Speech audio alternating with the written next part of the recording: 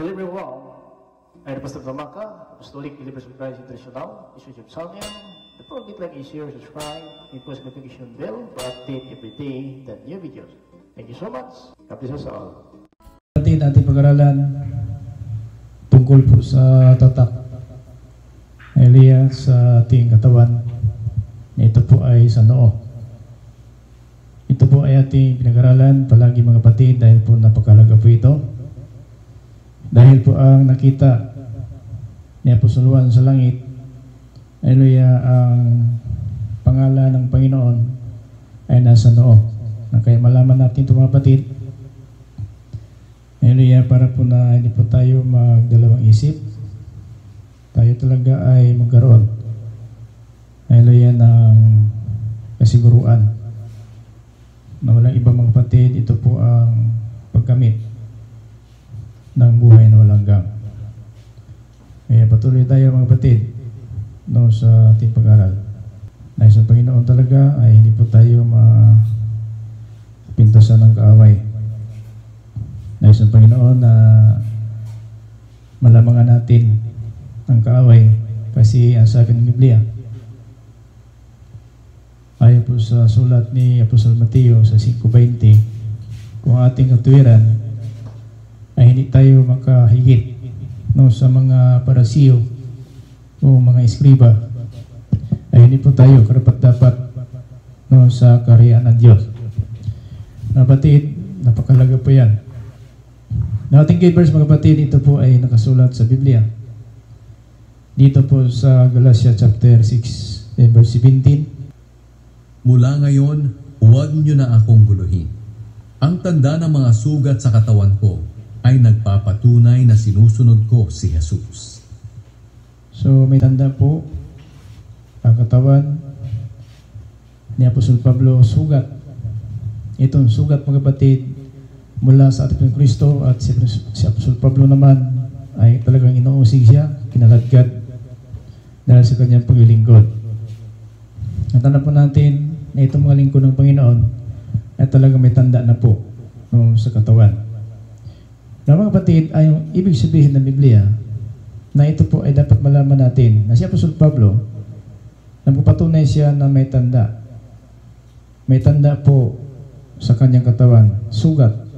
So pagtanda talaga, hallelujah, talagang mayroon talagang, kung sabihin natin na titira, mayroon pong naiwan, hallelujah, sa ating katawan. Ito po, walang iba ang tatak, hallelujah, sa ating noo. Si Apostol Pablo sa kanyang pagsisikap, maraming naranasan siya ng mga kapighatian o mga pagsubok sa buhay.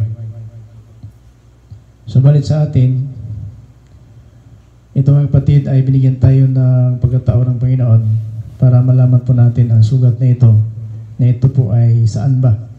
Sa mga apostolis, sila po nagtitiis dahil po sa atin. At nag-iwan naman ang Panginoon Kristo ng isang halimbawa sa atin. Na ito mga kapatid ay ibig sabihin maglingkod tayo sa Panginoon. So ayun ang Panginoon talaga na umasa po tayo.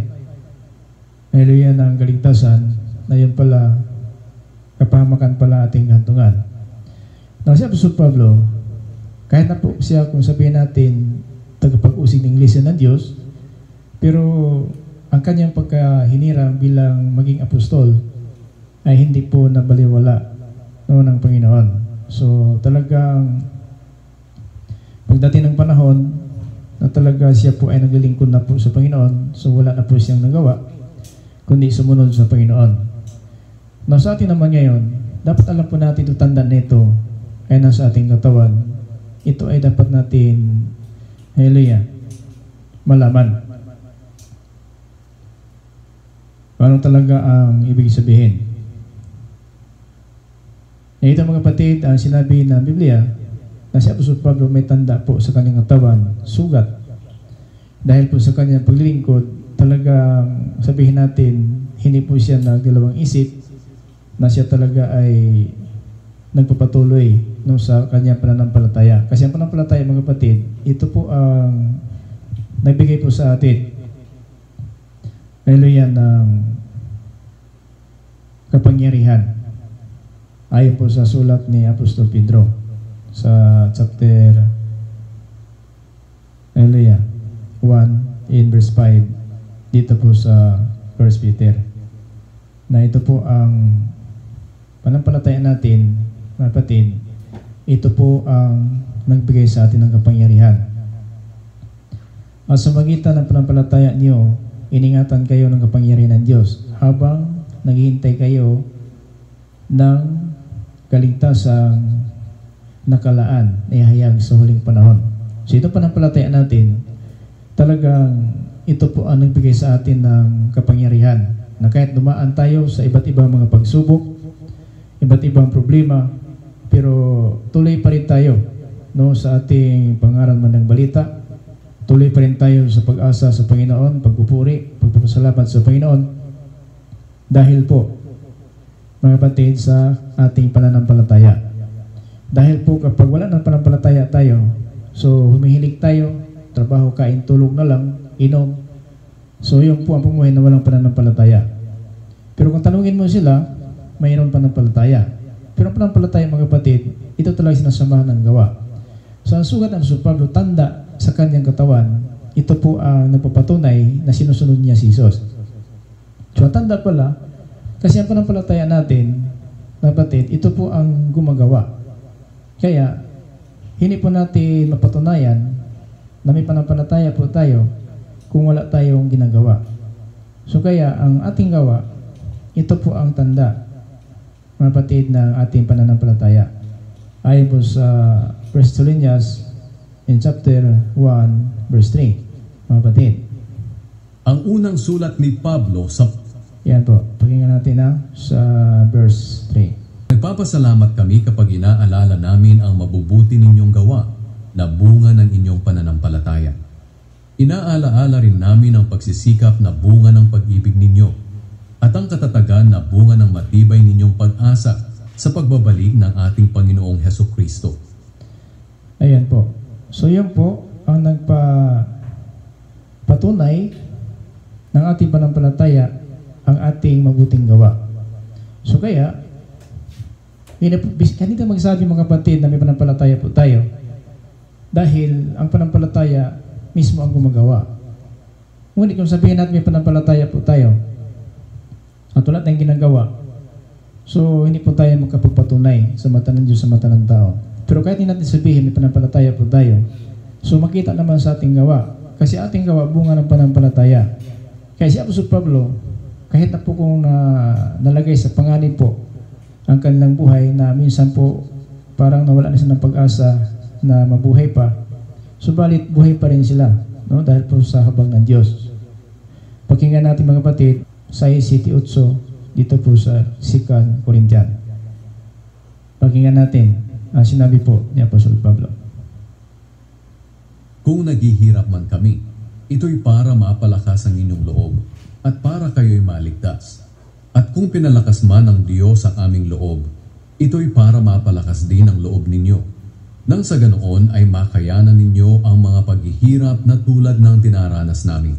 Kaya malaki ang aming pag-asa para sa inyo, dahil alam namin na kung naghihirap kayo tulad namin, palalakasin din ng Diyos ang inyong loob tulad ng sa amin. Mga kapatid, gusto naming malaman ninyo ang mga paghihirap na dinanas namin sa lalawigan ng Asya. Napakabigat ng mga dinanas namin doon. Halos hindi na namin nakayanan at nawalan na kami ng pag-asang mabuhay pa. So yun po, ang pamumuhay po ni Apostol Pablo, na kahit nawalan ng pag-asang mabuhay pa, pero hanggat siya umalis sa libutan, nanatili siya sa pananampalataya. Pero ngayon, mga kapatid, kunting pag-usig lang, minsan nahiwalay na po sa presensya ng Panginoon. Kunting problema, mga pagsubok, nahiwalay na po sa Panginoon. Pero ang totoo pala ng Kristiyano, ang totoo may pananampalataya, na kahit na po sila nawalan ng pag-asang mabuhay pa, pero buhay pa rin sila, ayon po sa biyaya ng Diyos. Hallelujah. Mga kapatid, gusto naming malaman ninyo ang mga paghihirap na dinanas namin sa lalawigan ng Asya. Napakabigat ng mga dinanas namin doon. Napakabigat. Pero ngayon, hindi gaano kabigat. May pagkain naman tayo. May nasuot tayo. Mayroon tayong ipagbili. No? Mayroon tayong sabing bahay. May sasakyan. Pero, napakalayo po. No? Napakalayo po sa panahon ng mga apostol. Napakabigat ng problema nila. Mabigat na halos nawala ng pag-asa mabuhay pa. Halos hindi na namin nakayanan at nawalan na kami ng pag-asang mabuhay pa. Ganun po ang totoong Kristiyano. Pero mga kapatid, ang pagsimba alas 9 ng umaga. Pero, ang iba nagising alas 10, alas 11. Ang pagsamba alas 9 to alas 12. 3 oras lang po. Pero ngayon mga kapatid, ang simba alas 9, gumigising alas 10. Pag alis sa bahay alas 11. Pag ng simbahan, 30 minutes na lang, 1 hour na lang, tapos na ang simba. So, napakalayo po, no? Sa pamana sa Pablo sa atin. So, dala niya ang tanda ng kanyang katawan, sugat. Mga kapatid. Nasa kapamahay nila para silang tupa na kakatayin sa bawat araw. Inuusig ng kapwa Hudiyo, inuusig na tagapagturo ng kautusan, inuusig ng kasama sa ministry. Ganun po ang kalagayan ng mga apostol. Napakalayo po sa ating panahon ngayon.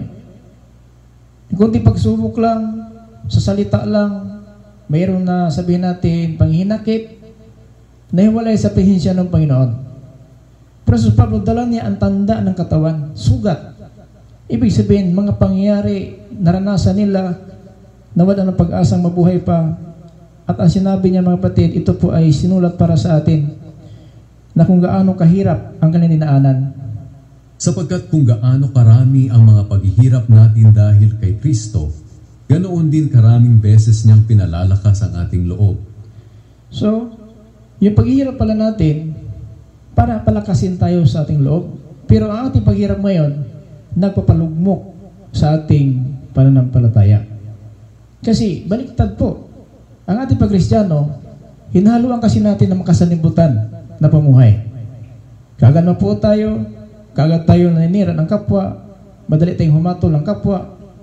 Pero sa panahon ng mga apostoles, makita po natin ang kanilang pamumuhay bilang apostol kung anong kanilang naranasan. Kaya, totoo nga. Nawala sila ng pag-asa mabuhay pa. Oh, nahihirapan sila, mga kapatid. Pero pinalakas pa rin ng Panginoon. Kung naghihirap man kami, ito'y para mapalakas ang inyong loob. So ang paghirap nila, pagpalakas natin loob. Pero nabasa natin ang naranasan ng apostoles, minsan po ay dinibdib natin. Hindi basta-basta pala na maglingkod. Kasi si Apostol Pablo, kinagat ng ahas, nalunod sa barko, 14 na gabi, 14 na araw. Siya po kinaladkad sa labas, kinulong, kinadinahan, tinalikalaan ng paa at kamay. So, ganun po ang mga nakaraan po ng mga lingkod ng Diyos, mga apostolis, mga propeta, na talagang pinahirapan sila. Kasi Elias nga dumadaing, siya na lang natira, mga propeta ng Diyos sa panahon ni Elias. So, sa ating panahon ngayon, ito po'y tanda. May tanda po tayo. Ang tanda nito nasa noo po ito. Tanda natin paghihirap, pero di itanda na sa paghihirap yan. Pati sa noo natin may tanda. Kasi pag naghihirap na tayo, ang sabi po sa 2 Timothy chapter 2 verse 12, na kung tayo maghihirap, ay makasama tayo din tulad niya kay Kristo. At kung takwil natin siya, itakwil niya na tayo. So ganoon po ang sinabi po sa 2 Timothy chapter 2 in verse 12.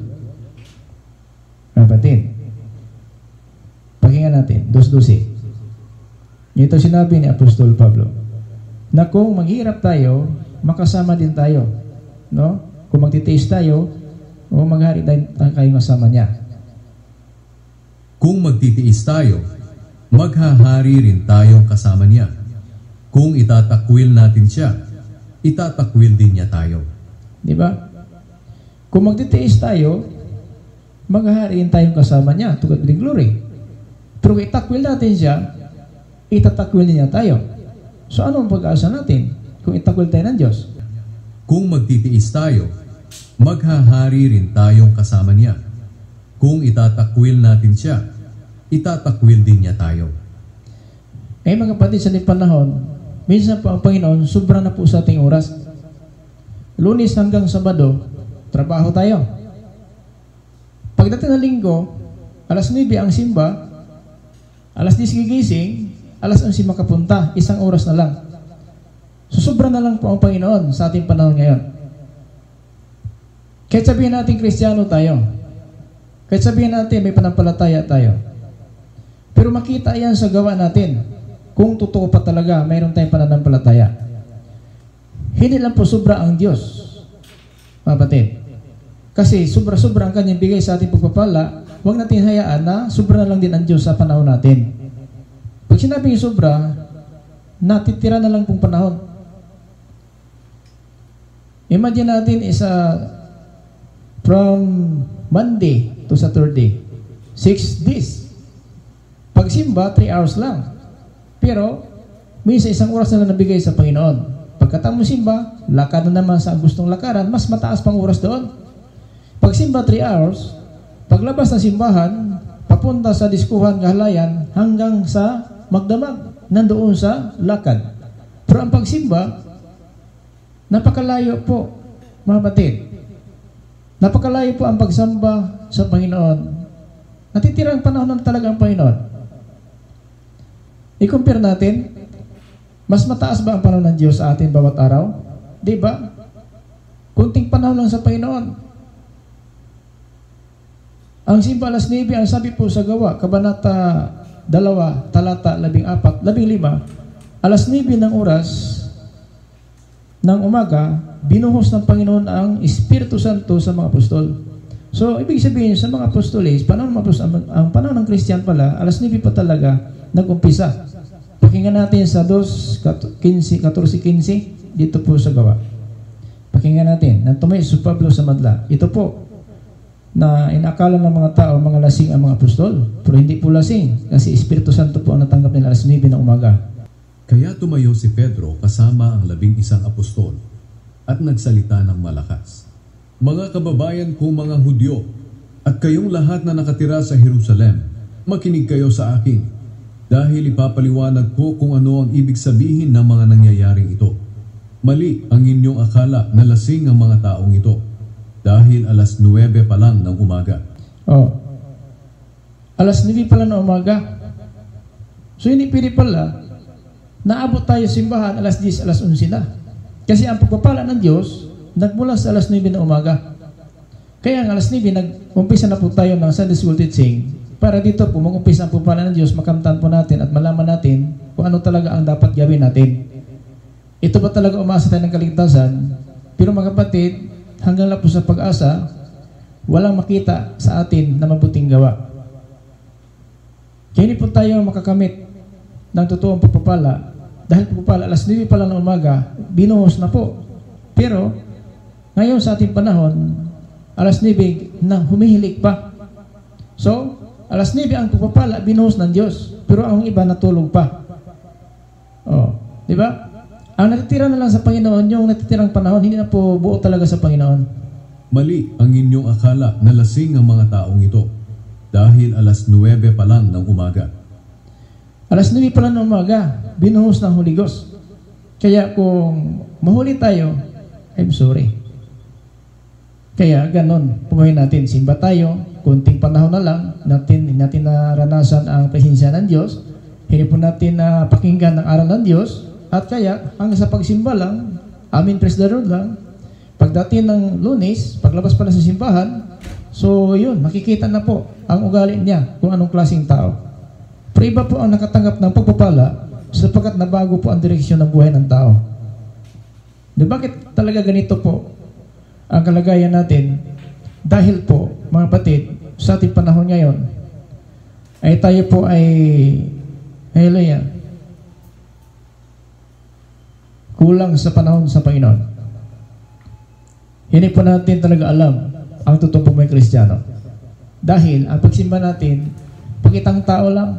Siya, Pastor, biblical ba? Ang pagsamba pakitang tao? Pakinggan natin mga kapatid sa Marcos, city size. Pakitang tao lang, no, ang pagsamba. Kaya dahil pakitang tao lang, paglabas sa simbahan, ay walang pagbabago. Kasi pakitang tao lang ang pagsamba. Pakinggan natin mga kapatid. Hallelujah. Dito po sa Marcos City size, nga to City. Sinagot sila ni Jesus, tamang-tama ang sinabi ni Isaias tungkol sa inyo na mga pakitang tao. Pakitang tao lang. Ano itong mga tao pakitang tao? Nagpupuri. Simba lang nga. Amen. Praise the Lord. Pero pakitang tao. Pero ang totoo ang puso nila, iba ang laman. Ayon sa sinulat niya, sinabi ng Diyos na, iginagalang ako ng mga taong ito sa mga labi lang nila, ngunit malayo sa akin ang kanilang mga puso. Ganyan po. Kaya, natitira lang ang panahon sa Panginoon. 1 oras na lang, 2 oras na lang, pakitang tao pa. Bakit? Paglabas simbahan, ang laman ng puso, nasa kapitbahay pa rin. Nasa kanyang kaaway pa rin. So, ganun po ang pakitang tao. Nagpupuri nga sa Panginoon. Pero ang laman ng puso, mga kapatid, iba ang laman ng puso nila. Yan po ang sinabi ng Biblia. Napakaliwanag po. Dito sa chapter 7 verse 6 sa Marcos. Sinagot sila ni Jesus, tamang-tama ang sinabi ni Isaias tungkol sa inyo na mga pakitang tao. Ayon sa sinulat niya, sinabi ng Diyos na, iginagalang ako ng mga taong ito sa mga labi lang nila, ngunit malayo sa akin ang kanilang mga puso. Di ba ganon? Hallelujah. Ganon po ang katayuan natin sa harapan ng Diyos.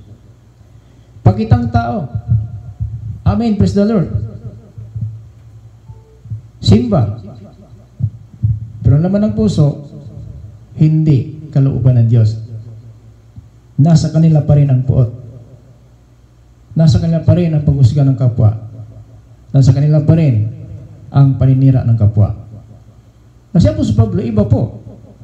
Nadala niya sa kanyang katawan ang tanda. Mula ngayon, huwag niyo akong guluhin. Ang tanda ng mga sugat sa aking katawan ay nagpapatunay na sinusunod ko si Jesus. Kasi nakaranas si Apostol Pablo ng kahirapan, kagipitan, pero nagpapatuloy pa rin siya, mga kapatid, sa paglingkod bilang apostol. Pakinggan natin sa pangalawang Timoteo, chapter 4, in verse 6. Up to 8. Pakinggan natin. Ganito po ang sinabi ni Apostol Pablo. Ang buhay ko ay iaalay na, dahil dumating na ang panahon ng pagpanaw ko. Puspusan akong nakipaglaban sa paligsahan. Natapos ko ang dapat kong takbuhin. Nanatili akong tapat sa pananampalataya. No. Kahit na po na nawala ng pag-asa, mabuhay pa sila. Hallelujah. Dumaranas sila ng mabigat na halos hindi na makayanan. Di ba? 2 Corinthians chapter 1 verse 8. Halos hindi na makayanan. At nawala ng pag-asa, mabuhay pa. Pero ang sabi niya, nanatili pa rin siyang tapat sa pananampalataya. Ito ang tanda. Itong dala natin, ang pananampalataya hanggang sa pag-alis, at tayo mananampalataya, tinawag tayo mga anak ng Diyos at may tanda sa noon natin sa pangalan ni Jesus. Jesus Pablo, nagpapatunay talaga na siya po ay naging apostola, talagang hindi siya, mga kapatid, tumalikod sa pananampalataya. No? Nanatili siyang tapat sa pananampalataya. Puspusan akong nakipaglaban sa paligsahan. Natapos ko ang dapat kong takbuhin. Nanatili akong tapat sa pananampalataya. Di ba? Pananampalataya natin, yun po ang nag-udyok sa ating puso at isipan na itong pagsamba, pinaghandaan. Sapagkat ang mananampalataya sa panahon ng mga apostol, alas 9 ng umaga, ay nakatanggap sila ng pagpapala na ito ang Espiritu Santo sa araw po ng Pentecost. Kaya ang tayo ng Kristiyano, mayroon tayong mga kapatid sabihin na ito po ang nag-guide sa atin kung nagiya. Ito po ang isang halimbawa. Nagbigay ng halimbawa mga apostol, kung totoo talaga tayo mga Christian, totoo talaga may panampalataya tayo, itong pagsamba pala, alas 9 pa ng umaga, umpisa na ito. Sapagkat ibuhos ng Panginoon ang kanyang pagpapala. Ano ba talaga ang nais natin? Pagpapala sa mundo na may katapusan? Pagpapala na buhay na walang hanggan? Pakinggan natin sa verse 8. 2 Timothy chapter 4 verse 8. At ngayon, may inilaan ng Diyos sa akin na korona ng katuwiran.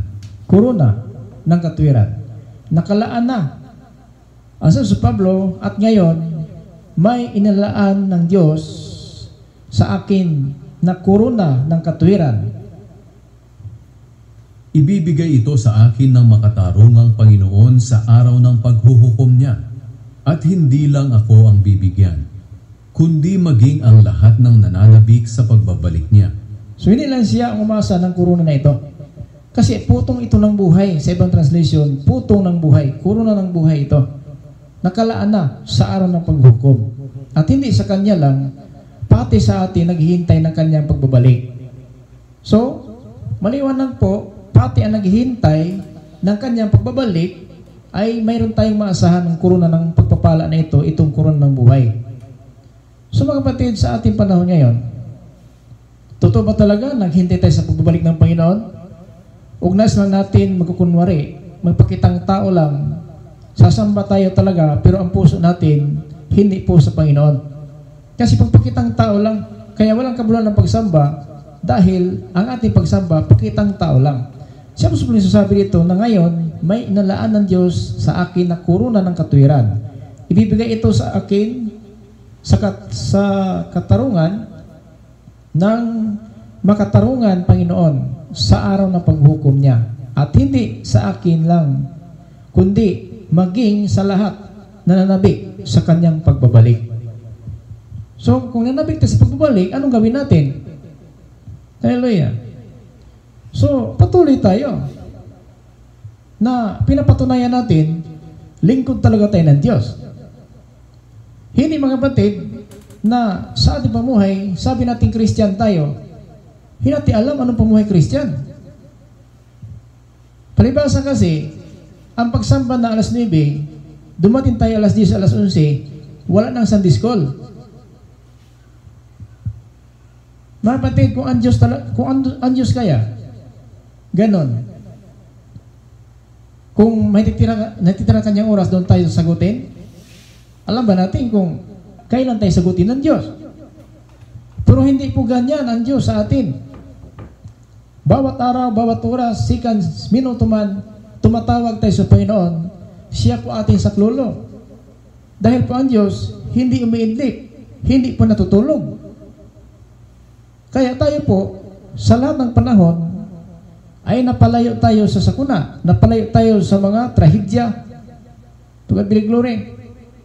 Kahapon po may bagyo papasok dito sa Mikin, pero sa awa ng Diyos, nakarating man sa Mikin, hindi na po hangin ang malakas, ulan na lang. No? So tinuno ng Diyos, ang malakas na hangin, pinalitan ng ulan.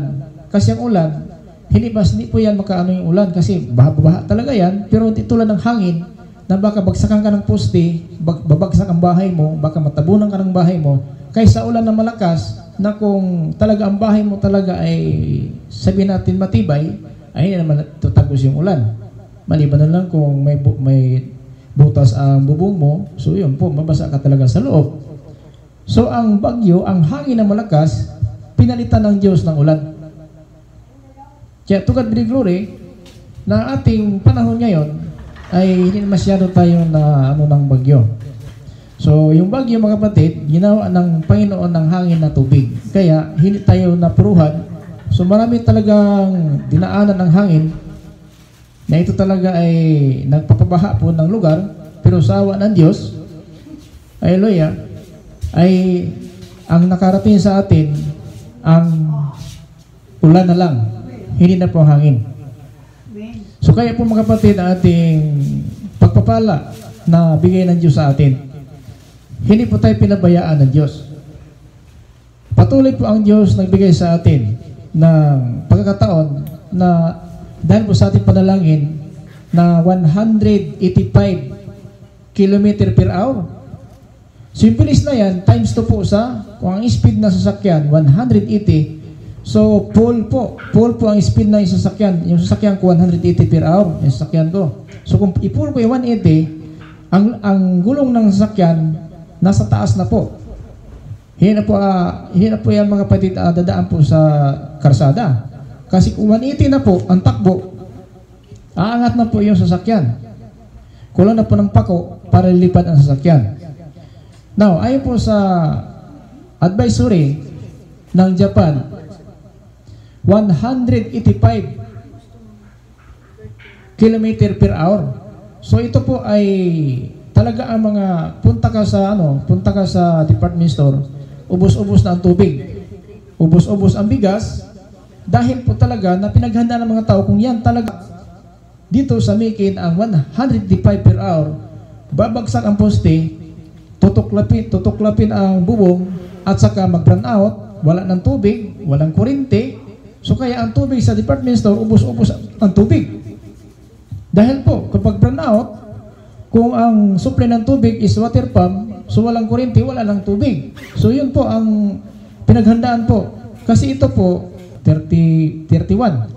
So 27 pa lang, 25 pa lang, may advisory na ang Japan na papasok ng bagyo 980 kilometro ang layo na ang hangin papasok sa Japan. At yun po mga kapatid, daanan na ibang lugar, pero ayon po sa ating panalangin na sana po darating man sa atin, walang pinsala, walang kaswalte. So to God be the glory. Kahapon po, naranasan ko talagang ulan na napakabaha na po ang daan. Pero yun lang talaga ang naranasan natin dito sa Mikin. Kaya sa ibang lugar sa Japan, na lumubog talaga ang mga lugar. So to God be the glory. Ganon po ang ating panalangin na may kapangyarihan po basta manatili lang po tayo sa ating pananampalataya. So hindi pwede mga kapatid na ito pumuhay natin. Hallelujah. Na simba lang tayo. Mga kapatid, nagpupuri lang tayo. Pero ang puso natin malayo pa rin. Kasi yan po sinabi ng Biblia. Now, naghintay po tayo, mga kapatid, ng pagparito ng Panginoon, nananabik po tayo, pero may aral po. Pinangaralan po tayo ng mga naghihintay ng kanya pagbabalik. At yan mga kapatid, ang nais ng Panginoon na matuto po tayo. Now si Apostol Pablo, nasabihin natin siya talaga, hallelujah, ay isang tagapag-usig na iglesia ng Diyos. Pero kahit na tagapag-usig na iglesia ng Diyos, ay ang kanyang pagkahinirang ay hindi nabawi. Dahil po, ganun talaga ang Diyos pag maghirang ng tao. Now, bakit nakarating sa atin ang mga nang balita? Dahil po mga kapatid, hinirang tayo ng Diyos. Yun ang dahilan, bakit tayo, sabihin natin, in-invite tayo ng ating mga kaibigan, mayroon nang invite sa atin mga kamag-anak, simba tayo, linggo, kasi mayroon po salita ng Diyos na malalaman po natin ang pamuhay Kristiyano kung ano talaga. Now si Apostol Pablo, na kahit na po siya pag-usig na iglesia, pero ang kanyang pagkahinirang hindi nabawi. Kahit na po kung sabihin natin, pasaway si Apostol Pablo, tulad natin, pasaway pa rin. Pero itong pagkahinirang natin, hindi po ito mabaliwala. Kaya, kapag nagtawag na ang Diyos, huwag ka nang mamatigas. Tinawag na tayo sa magandang balita. Ngayon, Kristiyano na po tayo, so meaning to say, na ipakita natin sa mata ng Diyos, sa mata ng tao, na totoo talaga tayo ng mga lingkod at mga mananampalataya. Dahil si Apostol Pablo, mga kapatid, ang sabi niya, sikang Timothy chapter 4 verse 8, at ngayon, may nalaan ng Diyos sa akin na kuruna ng katuwiran. Ibigay ito sa akin ng makatarungan Panginoon sa araw ng paghuhukom. At hindi lang ako ang bibigyan niya, kundi maging ang mga lahat ng nanabik sa kanyang pagbabalik. So kung nanabik tayo sa pagbabalik, nag-ingat po tayo sa pumuhay natin bilang Kristiyano. So ito po, pinapakita natin sa ating gawa, na totoo talaga may panampalataya po tayo. Dahil po, ang naghihintay, ang sabi ni Tito po sa 12, hallelujah, na habang ito naghintay tayo, mamuhay tayo dito sa libutan na ito na maayos, matuwid at makadiyos sa pamuhay natin habang hindi pa ng Kristo. Na ito mga kapatid, may maasahan talaga tayo, pero kailangan na nanabik tayo sa pagbalik ng Panginoon, maayos, matuwid at makadiyos ang pamuhay natin. Hindi na nagpupuri tayo sa simbahan sa ating bibig, pero ang ating puso malayo sa Panginoon. Bakit ganon? Hindi madaya ang Diyos. Sabihin natin, Amen, praise the Lord, hallelujah, Amen, praise the Lord, hallelujah. Pero paglabas sa simbahan, lalabas pa rin at tunay na ugali. So hindi pwede na dayain natin ang ating sarili dahil po sa ating pagpupuri lang sa Panginoon, pero hindi po natin ginagawa ang aral ng Diyos. Kaya makikita natin yan, hallelujah, sa ating pamumuhay ngayon, na kahit kung araw-arawin natin ang tao, mga kapatid, ay pangaralan, pero kapag hindi tinatanggap ang salita ng Diyos, ay wala pa rin pagbabago ng kanyang buhay. So ganun pa rin, makikita natin yan sa pamumuhay ng tao. So kaya, kailangan natin ating pagkahinirang ay huwag natin hayaan na masaya lang po ito. Kasi po pala, nagbigay po sa atin ng aral na siya po may tanda sa kanyang katawan. Sugat, mga kapatid, nagpapatunay na sinusunod niya si Isos. So ang sugat natin, ang nagpapatibay na sinunod si Isos. Sapagkat iba't ibang pagsubok, anong mga pag-uusig sa atin, ay tuloy pa rin ang ating paglilingkod bilang mga mananampalataya. Verse 12, up to 16 dito sa 1 Timothy chapter 1. Mga kapatid, ganito po ang sinasabi po. Hallelujah ni Apostol Pablo dito sa 1 Timothy, mga kapatid, in chapter 1 verse 12 up to 16. Ganito po ang sinabi ng Biblia. Nagpasalamat ako kay Kristo Jesus na ating Panginoon na nagbibigay sa akin ng lakas na magiging lingkod niya dahil itinuring niya akong mapagkakatiwalaan. Kaya nga, pinili niya akong maglilingkod sa Kanya. Verse 13, kahit na pinanapastangan ko siya noon una, bukod pa riyan, inuusig at nilalait ko ang mga sumampalataya sa Kanya. Ngunit, ginawaan ako ng Diyos dahil ginawa itong noong hindi pa ako sumampalataya sa Kanya at hindi ko alam ang ginagawa ko. So yun pala, may mga tao talaga na kung ibis natin sa aral ng Diyos, napakalayo talaga ng kanilang pumuhay, pero wala pa silang pananampalataya. At natin sila sabihin natin, hatulan kung i-discriminate natin siya, kung i-underestimate natin ang tao sapagkat hindi mo alam kung siya pala ay hinirang ng Diyos. Kasi kung i-lockdown natin siya, alam natin ang kanyang pumuhay talaga, walang panahon sa Panginoon, pasaway. Pero hindi mo alam na yung kanyang pagpapasaway sa bandang huli pala ay maging Kristiyano. Kasi ito sa 13, maliwanag mga kapatid, kahit nalapastangan ko siya nung una, bukod pa riyan, inuusig ko, nilait ko ang English ang mga manampalataya ng Diyos. Ngunit, kinawaan ako ng Diyos dahil ginawa ko ito noong hindi pa ako sumampalataya sa Kanya. At hindi ko alam ang ginagawa ko. So kaya ganun po ang tao. So ating ginawa po, pinangaral na po natin, si Apostol Pablo po, nag-iwan siya ng mga kanyang naranasan, na mga pag-uusig, panlalait, paninira ng mga kapwa Hudiyo, pero nagpapatuloy pa rin siya. Kaya ito mga kapatid na ating gagawin ngayon.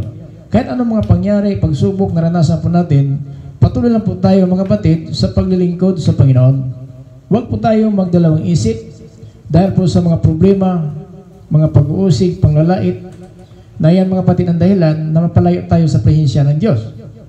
No? Kailangan ang pagsamba natin, ito talaga ay tanggapin natin ang aral. Kasi sa simbahan po, pinangaralan tayo ng Diyos.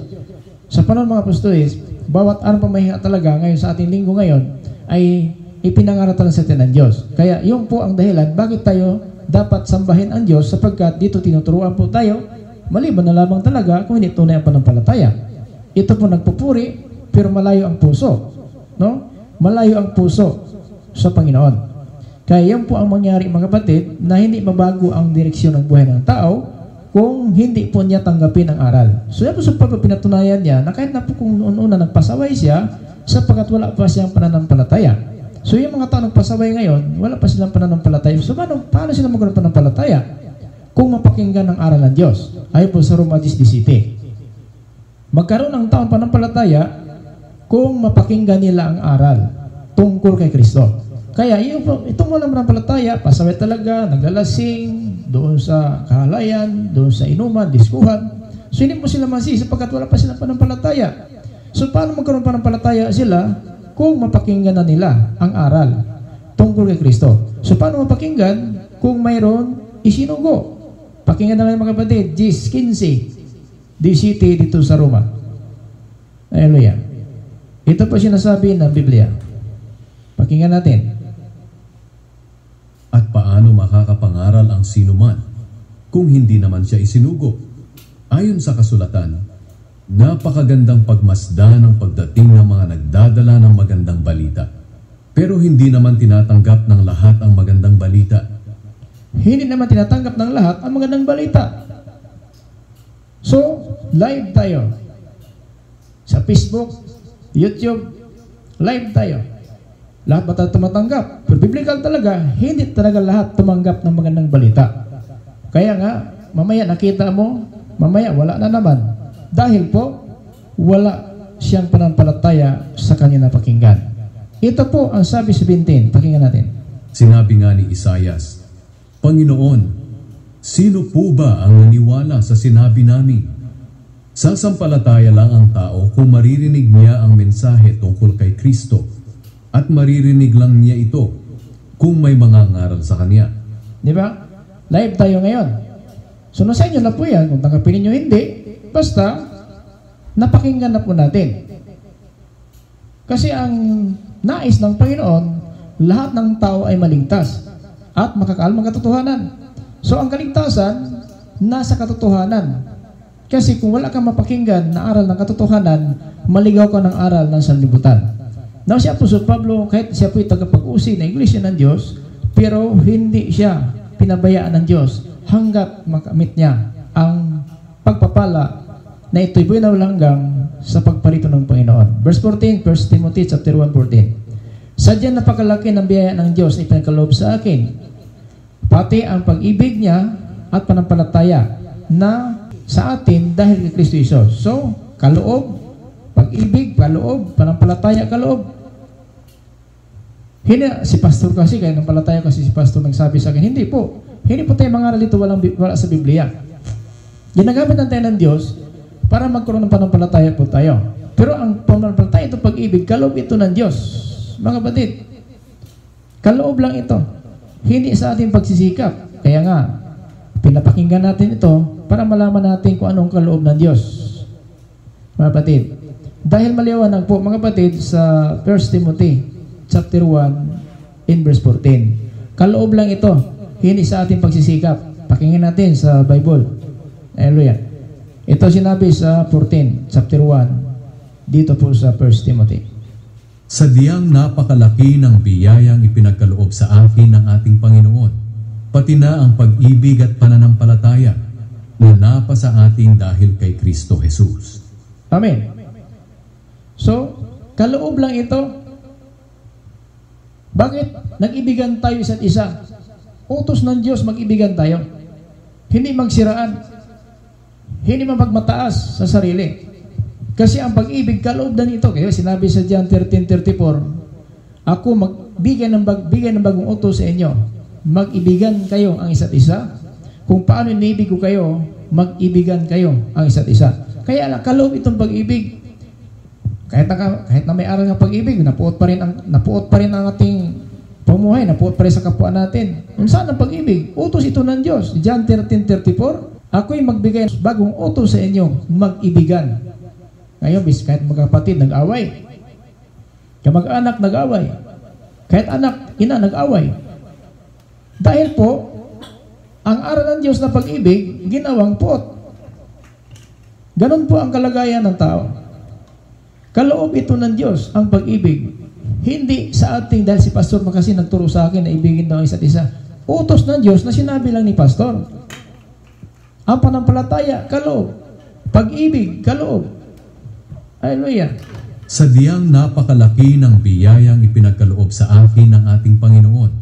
Ipinagkaloob ha? Ano ipinagkaloob? Pati na ang pag-ibig at pananampalataya na napasa atin dahil kay Kristo Jesus. Di ba? So hindi po si pastor na, si pastor kasi nagsabi na mag-ibigan daw tayo sa isa. Binasa lang po ni Father ni Pastor ang nasa Biblia. Ngayon, nasa inyo na po yan. Kung tanggapin natin, i-apply natin sa ating pamumuhay Kristiyano, sumakita na yan sa ating pamumuhay. Kasi hindi po sabi na nakinig lang po tayo, pero tayong ginagawa. Sapagkat kung nakinig lang tayo ng ginagawa, dinaya natin sarili. Santiago chapter 1 verse 22, kung nakinig lang tayo ng aral ng Diyos, tulad ng pag-ibig. Pag-ibig nga ang salita ng Diyos, pag-ibig. Bakit puot? Bakit puot po? Ang binigay natin sa ating kapwa. Pakinggan natin na lang dito. Baka sabihin niyo hindi mabasa. John 13, verse 34. Pakinggan natin ang sulat ni Apostol Juan sa 13:34. Maliwanag po ang Biblia, nagpapatunay dito. 34. Kaya isang bagong utos ang ibinibigay ko sa inyo. Magmahalan kayo. Kung paano ko kayo minamahal, ganoon din dapat ang pagmamahal nyo sa isa't isa. Amen. Pero bakit po? Kahit kapatid, kahit mag-anak, kahit ama, ina, kinapupuutan ng anak. Ang anak, kinapupuutan ng ina. Ang kapatid, kinakaaway ng kapatid.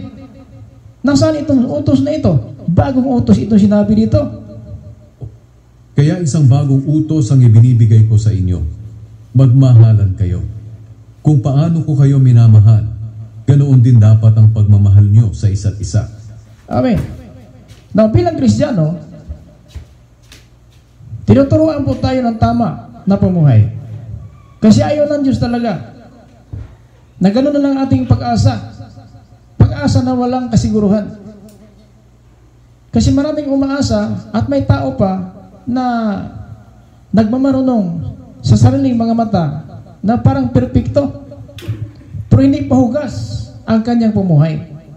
Ibig sabihin, nakatingin sa iba pero hindi tiningnan ang sarili gaano kahalaga, mga kapatid, sa mata ng Diyos ating pumuhay. Ganun minsan ating kalagayan. Pero si Apostol Pablo, ang sabi niya, ito kaloob lang. Verse 15, ito ang katotohanan na dapat tanggapin at paniwalaan ng lahat. Naparito si Kristo Jesus sa mundo para iligtas ang makasalanan at ako ang pinakamakasalanan sa lahat. 1 Timothy chapter 1:15. Siya ang pinakamakasalanan sa lahat. Naparito si Kristo sa libutan upang iligtas ang makasalanan. At siya si Pablo, ako ang pinakamakasalanan sa lahat. Kaya hindi natin mga kapatid, i-lockdown ating kapwa. Kasi ang totoo, hindi mo alam kung siya pala ay mula ng pasimula pa ay hinirang pa rin siya ng Diyos tulad natin. So ang ginawa natin ngayon, nagpapaalala lang po tayo, nagbigay ng babala sa ating pumuhay bilang Kristiyano, mga manampalataya, para po tayo talaga ay makakaalam na pumuhay Kristiyano. Kasi si Pablo po, dala po ang tanda sa kanyang katawan, sugat. Bakit sugat? Ang sabi si Pablo, para kaming kinakatay na tupa bawat araw. Hallelujah. Sa paningin ng mga Hudyo, mga Grigo, kung mga Hintil, kaya Apostol Pablo, para silang tupa na kakatayin sa araw-araw. Ibig sabihin, hindi lahat na nakahalubilo ni Apostol Pablo ay nalulugod sa kanya. Binato siya, kinaladkad, at saka kinulong. Mga batid, hindi natakot sila ikulong. Nakadinahan pa ang paa at kamay, nakadinahan po. Dahil po sa pamuhay Kristiyano. Yan mga kapatid, ating kalagayan ngayon sa libutan, huwag natin hayaan na dahil sa problema natin, dahil sa mga pagsubok, mahiwalay tayo sa Panginoon. Dahil ang sabi ng Biblia, kung siya'y uurong, hindi na siya kalugdan na aking kaluluwa. Diba? Sinabi sa Hebreo 10:28, ang aking lingkod na namumuhay ng matuwid sa magitan ng kanyang pananampalataya. At kung siya'y uurong, hindi ko na siya kalulugdan. Nasaan na sila? Dati po, mainit sa paglingkod sa Panginoon. Halos tumatalon sa pulpito. Kapatid. Pero ngayon nasaan sila? Ang sabi ng Panginoon, kung siya'y uurong, hindi ko na siya kalulugdan. Sayang naman yung amen. Praise the Lord. Lord, salamat sa biyaya. Lord, salamat sa iyong paggabay sa amin, sa aking buong sambayan. Ngayon, pag umurong tayo, hindi na po tayo kalulugdan. Pakinggan na lang natin ang Biblia para mapakinggan pakinggan po natin ito. Hebreo 10:38. Ito aking lingkod na matuwid na mumuhay sa panampalataya, pero kung siya uurong, hindi ko na siya kalulugdan. 10:38. Pakinggan natin dito po sa Hebreo.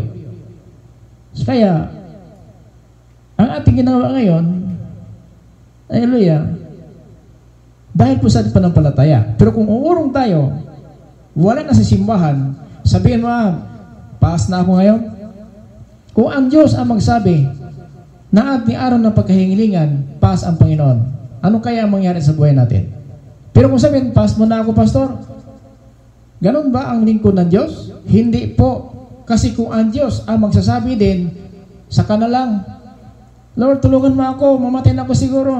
Kung sagot ng Panginoon, saka na lang, masaya ka talaga? Hindi. Ganon ang sinabi Biblia. Pakinggan natin, mga kapatid, sa Hebreo 10:38.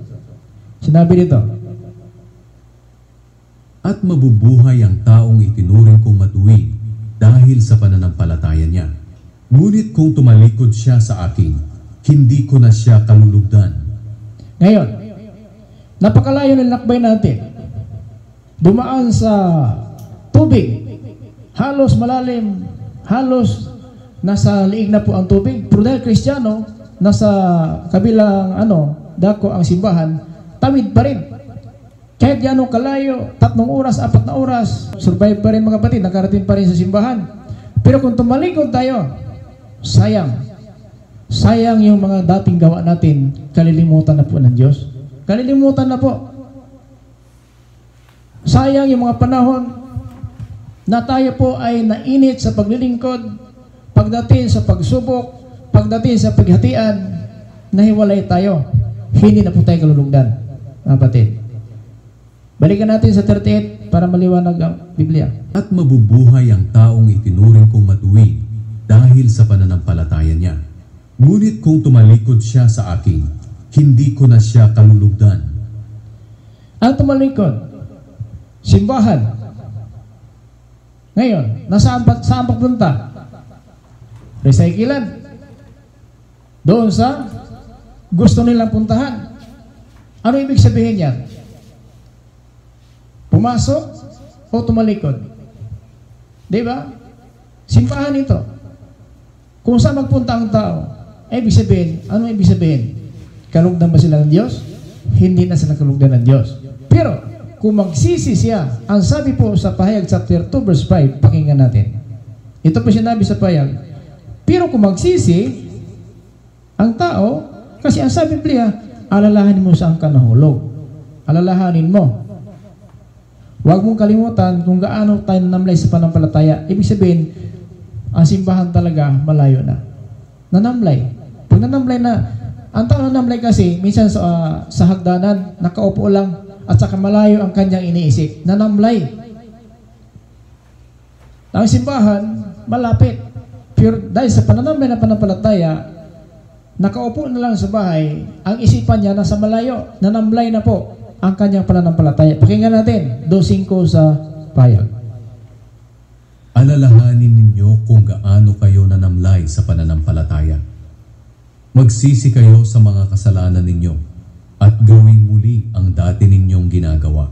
So may pagkataon pa pala, alalahanin mo kung gaano nanamlay ang inyong pananampalataya at magsisi ka at gawin mo muli. Ibig sabihin yung dati na parang tatalon ka sa pulpito, alalahanin mo yon. Huwag kang sasama sa sanlibutan, baka abutan ka ng kamatayan. Ang sabi ni Apostol Juan, may kasalanan, ikamatay ng kaluluwa. At may kasalanan, hindi ikamatay ng kaluluwa. Na sa sanlibutan, mayroong nakakabaong na yun po'y pinapanalangin. Wala na po yung panahon. Kasi paano papabalik ang patay? Kung nakakabaong na, basahan mo ng bersikulo, paano pa niya magawa yun? Paano pa siya magsisi? So dito, gawin mo ang dati. Meaning to say, ito sila mga backslider. Pero may pag-aasa pa ba? Mayroon. Huwag mo lang hayaan, darating si kamatayan, dala mo ang kasalanan. Dahil, yan na po sinabi Apostol Juan, 1 John chapter 5 verse 16, may kasalanan na hindi ikamatay ng kaluluwa. at may kasalanan na ikamatay ng kaluluwa. Bakit? Ibig sabihin, wala ng kaluluwa, umalis na. Yun po na makasalanan na humantong sa spiritual na kamatayan. Ibig sabihin, wala na siyang kaluluwa talaga. Patay na talaga. Pero may buhay pa na patay. Ano ibig sabihin? Tulad ng sinabi sa 1 Timothy chapter 5, verse 6. Ang isang byuda, mahilig sa kalayawan, bagat ba siya'y buhay, patay na sa harapan ng Diyos. Pero buhay pa. Kasi byuda lang siya. Pero mahilig sa kalayawan, bagat ba siya'y buhay, patay na sa harapan ng Diyos. 1 Timothy chapter 5, verse 6. Ganon. Sa Ephesians chapter 2, verse 1, dati, patay kayo. Dati kayo patay sa harapan ng Diyos sa inyong pagsuway, sa inyong pagkamakasalanan. So kahit buhay patay, pero itong patay na nasa kabaong, hindi na pwede pangaralan mo ito. Bila may patay, punta si pastor. Ilang gabi papunta hanggang malibig yung patay na mga kasama sa paglilingkod sa Panginoon, hindi po ang patay ang pinuntahan ni pastor, yung mga buhay na nakikinig. Ginagamit ng Panginoon ang patay para yung mga buhay ay hindi tuluyan mamatay. Tulad ng nakakabaong. Pero sa ating panahon ngayon mga kapatid, napakadelikado po na ating katayuan. Dahil ang sanlibutan, ginagamit ng dyablo. Kaliwat kanan. Mga kapatid, di ba sabi ng Biblia, pinakamasaklap ang kaaway mo nasa inyong pamamahay na. Kaya hindi mo maiwasan. Kapatid mo, gamitin ang dyablo para lang na mapuot ka. At dahil napuot ka, ang simbahan, iniwasan mo na. Pero ang pinakamasaklap, ang impyerno, hindi maiwasan. Ang simbahan, maiwasan, pero ang impyerno, walang makaiwas sa araw ng paghukom. Ganyan po ang kalagayan natin. Ang simbahan, iniwasan, pero hindi mo alam, mamaya pala, bye-bye.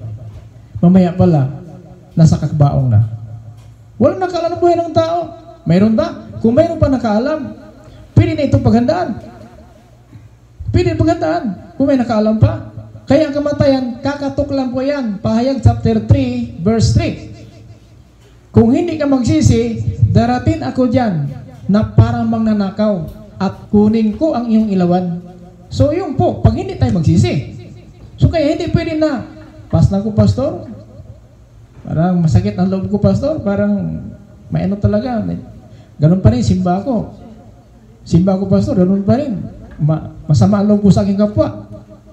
Kaya nga dapat ka sumimba para mawala po yung sama ng loob sa iyong kapwa. Amen? Pero gamitin mong rason, pas na ko pastor kasi masama ang loob ko sa aking kapatid, masama ang loob ko sa aking kamag-anak. Na ano talaga ang malaga sa iyo? Magpatuloy ka dyan sa sama? O lalapit ka sa Panginoon para mawala ang sama? 1 John chapter 2 verse 9, siya nagsasabi na naglakad sa liwanag, napupuot ng kanyang kapwa, naglalakad sa dilim. Ang sinabi sa 11, at ang naglalakad sa dilim, hindi siya makapunta sa nais niyang paruroonan sapagkat binulag siya ng kadiliman. Ayan mga kapatid, no? Ang mensahe ng Diyos para po sa atin. Sana po nakatulong sa atin ang mensahe ng Diyos. So mga kapatid, maraming salamat po sa lahat mga viewers natin, listeners, dito po sa YouTube channel, na may kapayapaan habang biyaya ng Diyos ay sumasa atin lahat sa magitan ng ating Panginoon Kristo. Ito po yung lingkod kay Kristo Jesus, Pastor Tumac Apostolic, Believers of Christ International. Sabi sa isa, the grace of Jesus Christ be with us. Amen.